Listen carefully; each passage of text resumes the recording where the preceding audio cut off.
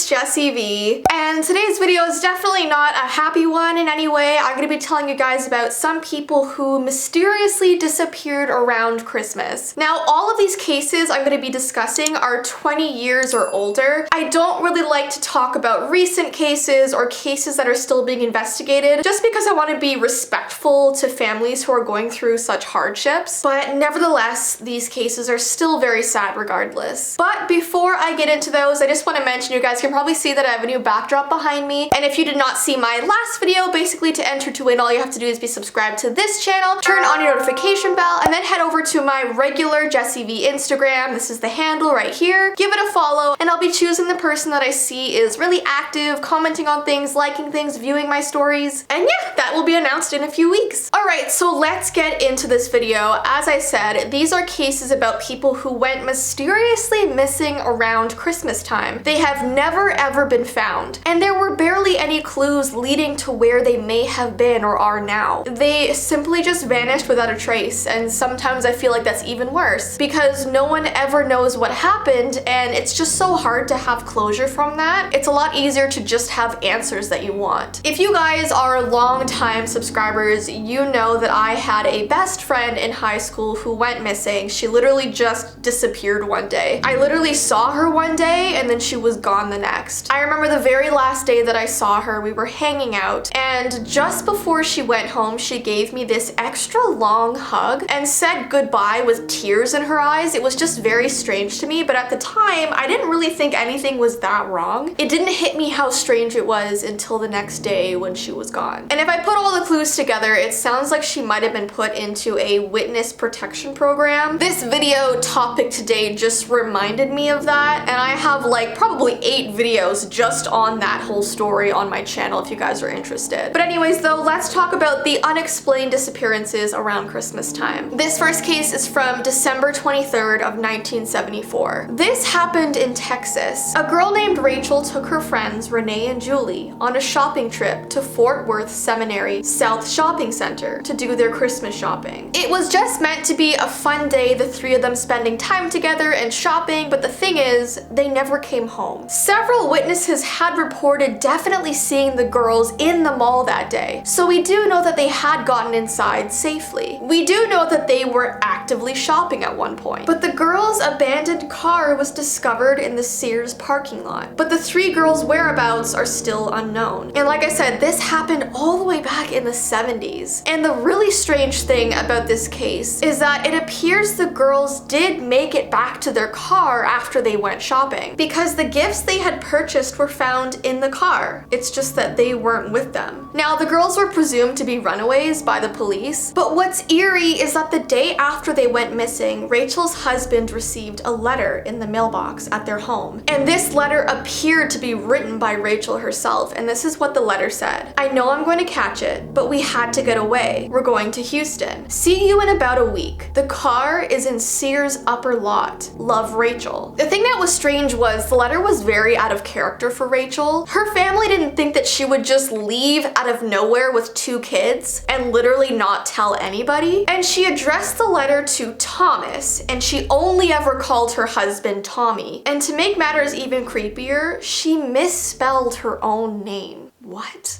I don't know about you guys, but to me, that is so suspicious. Now, Rachel at the time was 17 and her 2 friends were 14 and 9. And it's just so heartbreaking to read stories like this, especially with no outcome at all. And they've actually been named the Fort Worth Missing Trio. Okay guys, so let's move on to the next case. This one was from December 5th, 1998. An 8-year-old boy named Derek disappeared while searching for a Christmas tree with his father and grandfather in Winema National Forest. They had noticed that he suddenly went missing, and they were able to follow a circular path of footprints in the snow that led to a road. Now, the area where the footprints ended, there was a snow angel in the snow, and there was also bits of chopped wood everywhere, which was strange. The thing is, by the time law enforcement arrived to conduct a search, there was a terrible blizzard and no one was able to see anything. So they basically had to wait out the storm and couldn't go out and actively search for him right away. And those first few hours are like key to finding somebody. In the end, there were no leads to where this boy was, but there were many reports from people saying there was a mysterious vehicle in the area the day he went missing. And actually, more than 10,000 hours of search time was spent on this case. And like I said, still to this day, the boy has not been found. So that is super heartbreaking as well. I mean, the boy was only 8 years old. And lastly, we have a case that happened on December 8th of 2000. Trevor Deely was returning home from his work's Christmas party in Dublin. Now, he was last seen talking to an unknown man outside of his office building. And the police know this because they were able to look at the building's security footage. So he was talking to this mysterious man at 4:14 a.m. And after talking to this mysterious person, he is then seen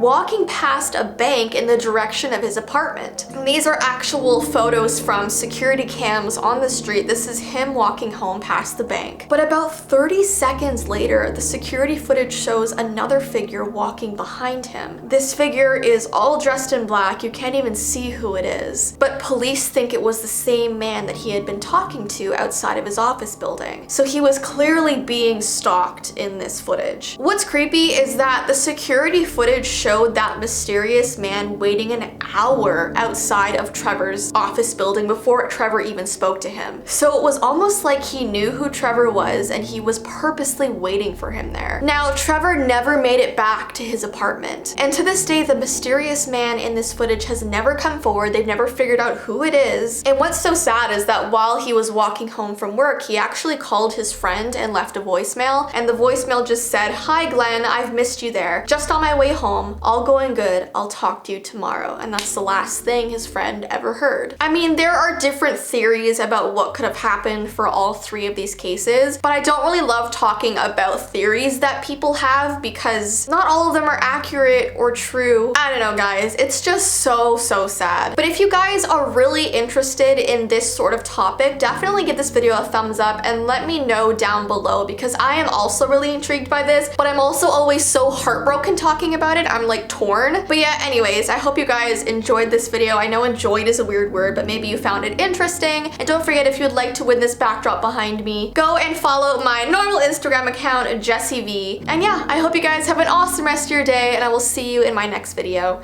Bye!